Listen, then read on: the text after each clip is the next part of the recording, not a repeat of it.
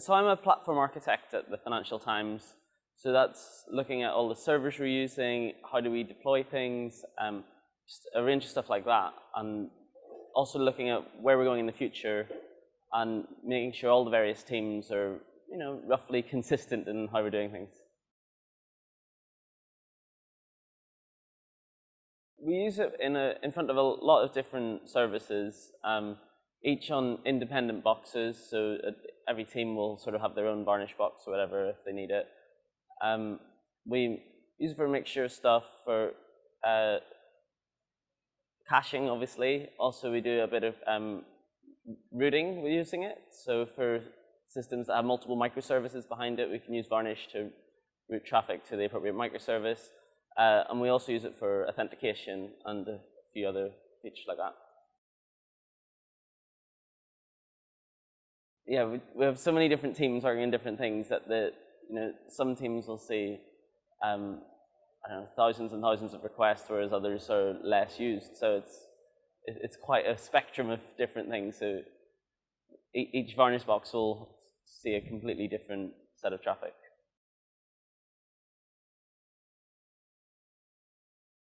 We find out our traffic, it varies with the news. So year on year we are going up, but at the same time we see massive spikes whenever certain things happen. A big example of that was the Brexit story that happened in the UK, where we saw our traffic levels go through the roof, unprecedented. It was like the highest we'd ever seen. So a lot of that is, it's based on what's happening in the news. And we have to, the great thing about things like Varnish is it helps us cope with those sudden surges in demand.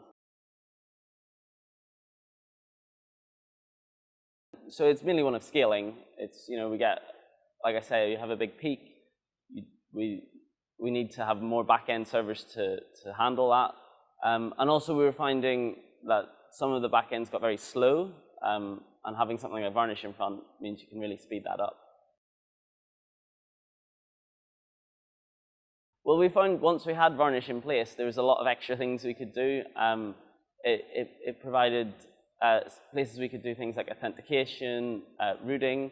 It also meant that anytime we had like a small fix, or if there was a security incident or something and we needed to quickly shut down access to a particular resource, we could do that at the Varnish layer much quicker than we could change all our backends to fix whatever the underlying vulnerability was.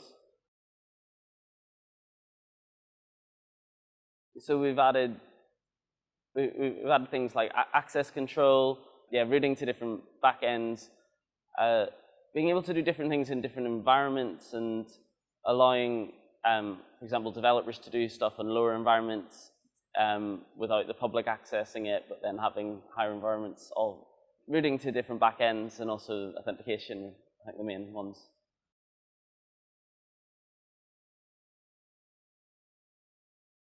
Yeah, it's meant we're much more able to deal with like massive surges, but I think also the performance benefit isn't, it's something then we get for free almost, because we put it there for the load spikes and stuff, but then we get the performance all the day long, which we wouldn't have otherwise.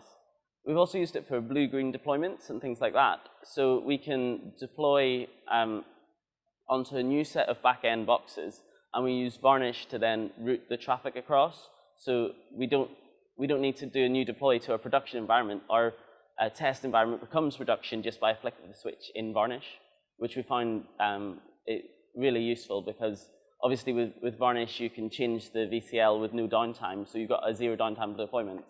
And we're confident that what we're testing is what the user is going to see, because it's the exact same backend that the user's going to hit.